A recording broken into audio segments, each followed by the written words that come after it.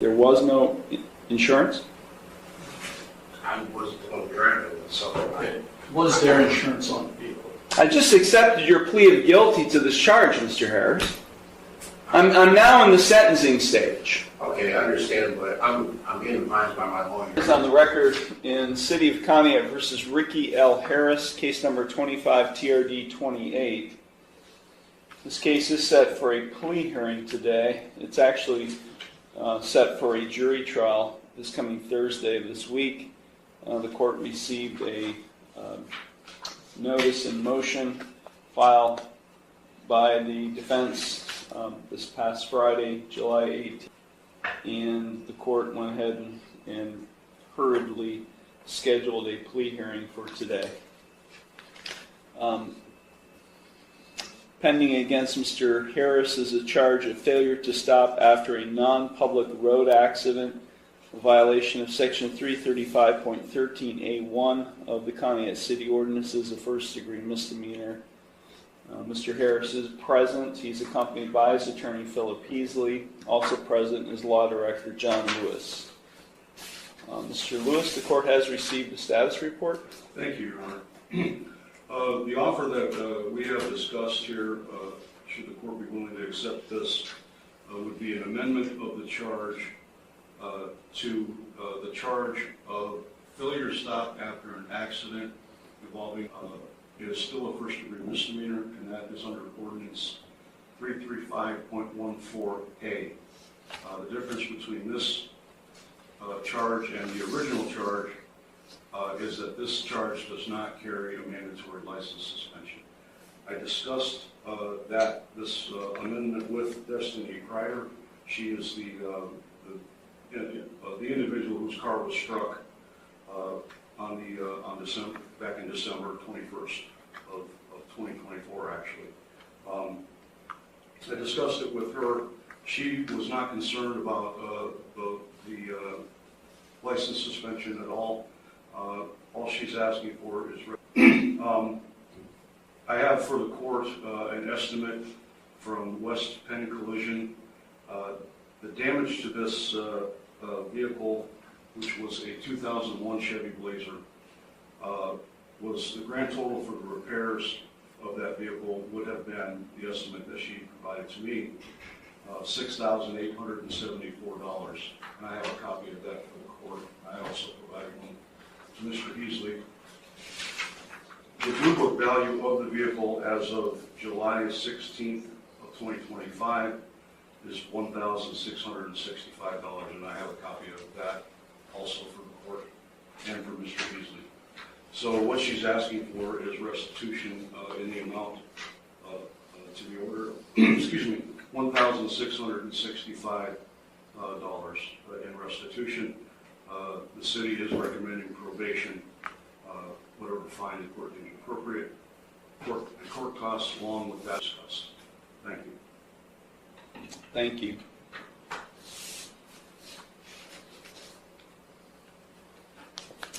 And the victim's name again is? Destiny Crider. Ms. Crider, I'm sorry, you're not listed here in the original charge. Ms. Crider, thank you for being here today. Did you understand everything that Mr. Lewis just outlined in the terms of a proposed resolution? Yes. And are you in favor of that proposal? Yes. Thank you very much. Mr. Heasley? Thank you, Your Honor. We would express our appreciation on the record, co-counsel who is not present, Attorney Brianna Allen, and myself for the court accommodating this plea hearing, hopefully to avoid jury trial scheduled for later this week. We have discussed at length with our client, Mr. Harris, the offer. He very much wishes to resolve this matter, Your Honor, along the lines of the stated plea offer, although he is aware that this court does not have to follow. The main difference being, as Mr. Lewis, I think, indicated, the difference is between a mandatory license suspension under the original statute, or in this case, Conneaut ordinance, and the amended one, which involves an accident involving property rather than something other than that. We have communicated the offer. I've communicated the offer to Mr. Harris. He's aware of his rights regarding trial, which hopefully will not be necessary, and we are prepared to proceed, Your Honor. Thank you very much with the plea. Normally, I don't allow pleas to, this late in the game. We've had 1, 2, 3, 4, I think 4, maybe 5 pretrials or status conference. Because the level or degree has not changed, and essentially not much has changed in the way of the plea other than what was outlined by the counsel, I will allow this plea to go forward. Thank you. Mr. Harris, it's my understanding today you wish to plead guilty to an amended charge of failure to stop after an accident involving property of others, a first-degree misdemeanor, a violation of Section 335.14a of the Conneaut City Ordinances. Is that what you wish to do today? Yes. Okay, I'm going to provide to you, Mr. Heasley, a written waiver of your trial rights and right to a jury trial and acknowledgement of effective plea. If you find that document acceptable, you can sign and date it. It does find that defendants, as I indicated, I will allow the amendment to go forward. I do find the defendant's plea of guilty to the amended charge to be knowing, voluntary, and intelligent. The court will accept the guilty plea to the amended charge, and I will therefore find him guilty of the amended offense. We will now proceed to sentencing. Mr. Heasley, is there anything you or your client would like to say at this time before I impose sentence? Thank you, Your Honor.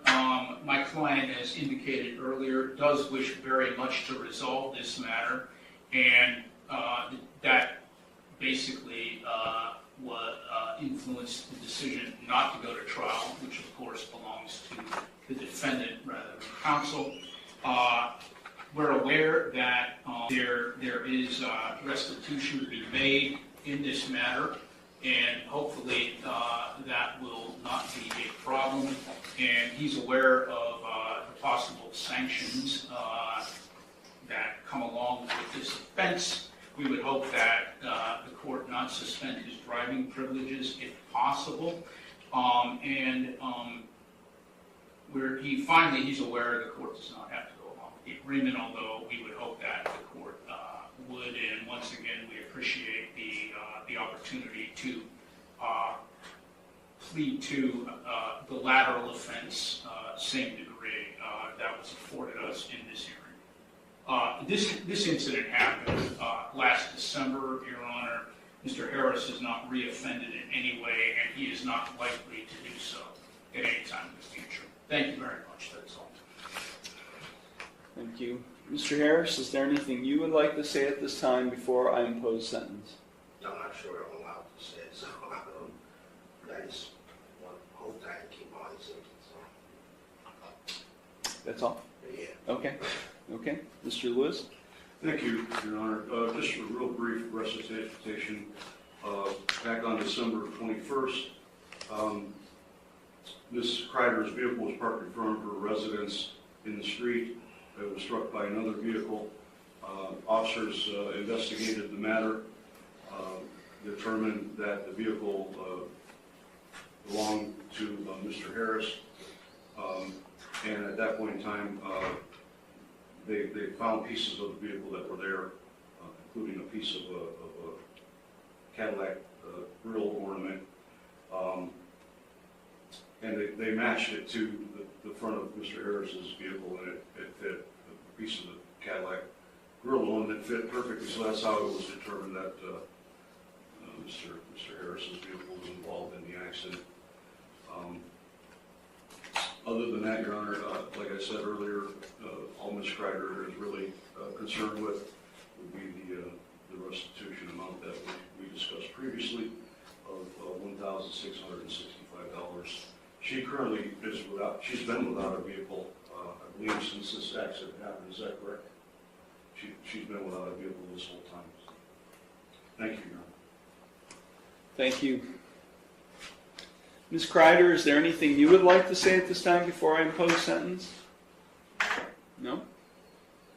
So I think if there's a restitution component being included in, it seems, because this is This was not a citation that was issued. This was a complaint filed with the law director, so I can't tell from the paperwork filed with the court whether he had insurance or not, but I'm assuming since restitution is a component of the sentence that there was no insurance? I was the one driving it, so Was there insurance on the vehicle? I don't know. I didn't do it, so I don't know. I didn't have the car in my possession. Help me understand this. What does he mean by he didn't do it? I'm sorry. We were prepared, Your Honor, although he does wish to resolve this matter, according to the offer which was just recently extended to us, with trial on this matter. But he has waived his rights to... I understand. Just tell me what happened. I understand. Just tell me what happened. I'd like to know what he's claiming happened. Another individual, Your Honor, was operating the vehicle at the time of the accident, not Mr. Harris. But he does wish to resolve the matter in lieu of trial. I just accepted your plea of guilty to this charge, Mr. Harris. I'm now in the sentencing stage. Okay, I understand, but I'm getting advised by my lawyer, so I'm not. That's what I said. I don't know what I'm allowed to say and not allowed to say. I'm trying to be respectful. The judge wanted to know regarding insurance on the vehicle, the Cadillac Escalade. I get that. I didn't have insurance on that vehicle. Whose vehicle was it? Okay, so the vehicle was in my name that I used. I let my brother have that vehicle because I'm trying to help him out. It's your vehicle. It was in my name. It was his vehicle. He purchased it. He bought it.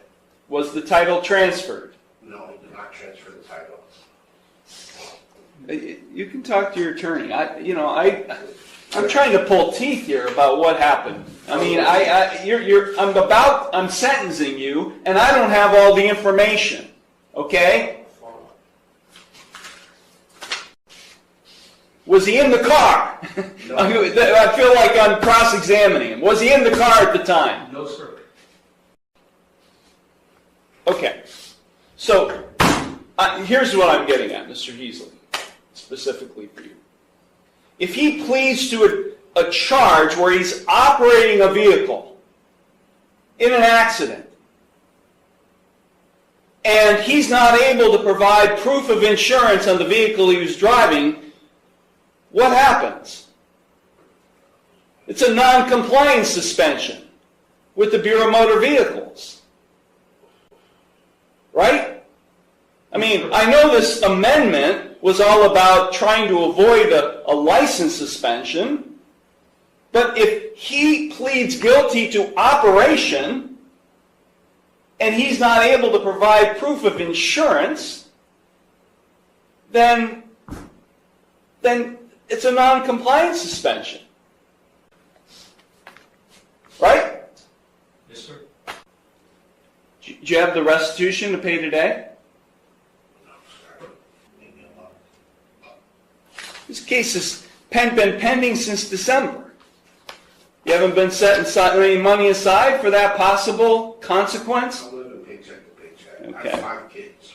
I'm sorry, Mr. Harris, I'm but take a look behind you. I didn't do it You just pled guilty to it. because I'm being advised by my attorney. I asked last time I was here. I asked if I could talk. No one's letting me talk. Well, we've got an appeal issue right now. We got an ineffective assistance of counsel claim right now. And I'm not going to allow this thing to go up on appeal, and you guys spend all kinds of time dealing with an appeal. I'm going to leave. And you guys are going to talk about this, and then we're going to resolve it, because I'm not sentencing right now. Because I'm not going to allow you to waste your time having to deal with an appeal on an ineffective assistance of counsel claim. This case is going to a jury trial. I'm vacating the conviction. This case is going to a jury trial on Thursday. You want your trial? You got it, Mr. Harris. This case is being vacated. I'm sorry, Ms. Kreider. This case is going forward to a jury trial. I'm vacating the conviction, and we are not proceeding.